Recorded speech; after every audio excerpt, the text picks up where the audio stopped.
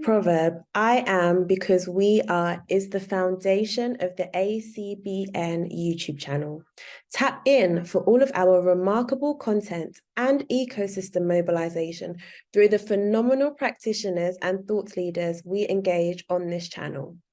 In the words of Adrienne Marie Brown, things are not getting worse, they are getting uncovered.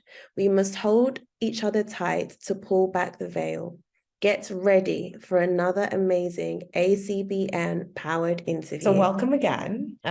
Please tell me about the origins of DUCA Impact Lab and how you're disrupting multiple ecosystems in its development. Yeah, interesting. So the DUCA Impact Lab emerged from, I guess, a recognition of a couple of things. One was that our history as an institution was kind of rooted in a financial inclusion challenge in banking. In Toronto, and it was formed by a group of newcomers to Canada. And when they arrived in Canada, the banks they didn't have the signals to banks to be good banking customers, and as a result, they had difficulty accessing banking products. So they didn't have credit histories. They were kind of establishing themselves in the country, and they were really having challenges accessing banking.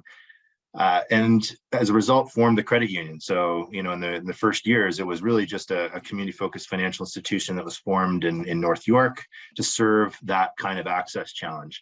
So the Impact Lab itself, in the context of that history, was formed as an extension of that journey. We realized, as we got farther down the road, this was 70 years ago when that, initial formation of the credit union took place. But a lot of the same challenges in different pockets of the community were still there. There were still people that were not necessarily access bank accounts wasn't really the big issue, but accessing credit, really meaningfully engaging with financial institutions was challenging in some pockets. We really felt that was like a natural extension of our story as a credit union. And we really wanted to create some space to really dive into that challenge and to wrap our hands around it and say, okay, if you're having where are these access challenges happening? Where are people and segments of the community struggling to access fair financial services? And how could we create models of banking and use that challenge as a design lens and create models of banking that farther access and create new access opportunities and create new opportunities for segments of the community that have traditionally been left out of mainstream banking to access fair financial services and get the advice and support that they need. Yeah, and that's what the Impact Lab is. It's that space. It's that space to experiment with models of banking that address those sorts of challenges, and a space to engage with some non-traditional partners like community partners and tech companies and credit unions to really start to have a creative conversation about how we could design our businesses around those sorts of needs and use that as a source for, how we create differentiation in the market. Oh, that's fantastic. So can you articulate DUCA Impact Lab's mission and vision? Yeah, so the mission of the Impact Lab is to build banking that benefits all. We see banking as one of those things in life it's very difficult to deal without. It's very difficult to go through life. It's kind of like healthcare in a way. Right. Banking, you can't go through life without dealing with the healthcare system. You can't really go through life without dealing with the banking system. It's very, very challenging. So that creates a really interesting opportunity for impact when you kind of have a vehicle like that people are forced to engage with in one way or another, and creating positive value through those interactions is really an important opportunity for impact. And that is really what makes us excited about that mission. Like building banking that benefits all is something that touches everybody. And it's really an interesting design lens, I would argue, for creating value, not just for the institution, but for everybody else. So how important is impact investing and philanthropic innovation in the work that you do? How important is it? So we are really like kind of an applied vehicle for impact.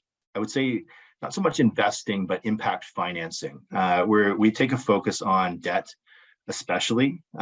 So it's kind of a core pillar. It's one of the biggest tools we have in our toolkit is making capital accessible to parts of the community that don't have access to it now, and showing people what the risk is of doing that type of lending so that we can do more of it in future. You can have a different conversation with our stakeholders about making capital available to traditionally excluded groups or underfunded groups, and show them, beyond just the idea and the recognition that this should happen, we can show them what the actual track record is and what the risk is of doing this sort of lending. And you can have a different type of opportunity to, have a conversation about scale when you have that sort of context to work with. Right. So what inspires you most about your current model at DUCA Impact Labs? I think right now, the thing I'm most excited about is some of the well-being measurement work we're seeing. We have one of the pilots we're running is called the escalator loan, and it's tied to the whole idea is that we're looking at people that are in trouble with predatory debt. So it's not a payday loans alternative necessarily. It's meant to function more as like a cash flow based consolidation loan for people that are in trouble with predatory lenders. So that could be payday loans, but it could also be, certain types of personal loans and, certain types of online lenders, and really just high cost credit that targets, borrowers that don't have a lot of options. So what we're seeing in that pilot is, there's a very viable lending portfolio emerging there that we're excited about scaling. And it's solving a lot of financial challenges. Like we can see, the impact it's having on people's financial health. But through that pilot, we've also become aware and started to create a way of valuing the non-financial value that the product is creating. So how is it changing people's food security, housing security? How is it impacting their mental health? How is it impacting the experience that those borrowers are able to provide for their children in terms of, educational opportunities, extracurriculars, those sorts of things? How is it impacting their ability to access, non-government funded healthcare, so like dentistry and prescription drugs and those sorts of things? Like, we're seeing a real change occur on that side of the ledger, which has been really kind of inspiring and interesting, and kind of just re-energized the whole endeavor to realize, like, when you're talking about money, yes, you're talking about money and dollars and cents, but you're also talking about the types of things that people are able to do with their lives and the types of opportunities they have access to. And even though we're, relatively small value loans, we're seeing some pretty material changes to the experience that these borrowers are able to have in the community, and the value, from a non-financial standpoint of those opportunities is quite significant. And it's just a reminder about why what we're doing is important. Right. So yeah, the Black community experiences predatory lending at a disproportionate rate than many other communities in Canada. So what are your thoughts on equitable banking practices in the future of financial institutions in Canada? Yeah, it's interesting. We see it crop up in our work all over the place. And be honest, in that pilot I just described, Right. it was unintentional. We didn't design it this way, but the primary demographic are persons of color and female persons of color. And I think that says a lot about where those individuals believe they can go for help, and where they're getting help. So they're coming to us as a contact point, and we're able to help them. But it's an overwhelmingly big proportion of the borrower base in that pilot. And we see it in research that we've done on fair banking perspectives in Canada. It's a sizable chunk of the market. Like there's a meaningful segment there that is being at best or underserved. So and a lot of it has to do with trust and transparency. It's not necessarily credit worthiness, it's trust and transparency. Is where are you going to go that you think that will actually help you, and where it has designed services to suit the needs of your community. So it's a challenge, but I'd say the opportunity there is that it provides an impetus and a platform for institutions to really rethink the whole experience that you're able to provide with communities that are traditionally not plugging into mainstream financial services for whatever reason, and that requires a dialogue at the start, and a meaningful one, and and to set the conditions for that, I think trust is really essential. So it's not a quick process, but we're getting some insights on it through the pilots we're running. I think it's something that we want to continue to cultivate and probably try to pursue more consciously. I think we kind of, stumbled into, an opportunity to create value for underserved communities to some degree, like with that product. Like we knew it would create value, but I don't think we saw it as, something that was targeted at the Black community, for example, but that's kind of who took it up. So it's really interesting. I think it's a design lens that we're really interested in kind of building out and cultivating as we move forward, because there's such a need there. And we're proving that we can provide, a valuable solution, at least in part to that community, and that creates value for everybody. So there's something to build on there. So what challenges and barriers do you face in your work at DUCA Impact Labs, and how are you and your team working to overcome those? Yeah, that's an interesting question. So I think one of the challenges we face is just scale, and we're running experiments from scratch most of the time. So and we're dealing with at the start of these experiments, it's a small capital pool that we have to play with, and as we get more and more lending experience and the models refined and processes refined, we can kind of build a scalable platform. But getting enough, it sounds funny, but like getting enough bad outcomes to really establish a risk, like a proper risk rating, is probably one of the bigger challenges. So we're kind of thinking through ways of how to accelerate that process, that learning process, and kind of get to those places quicker.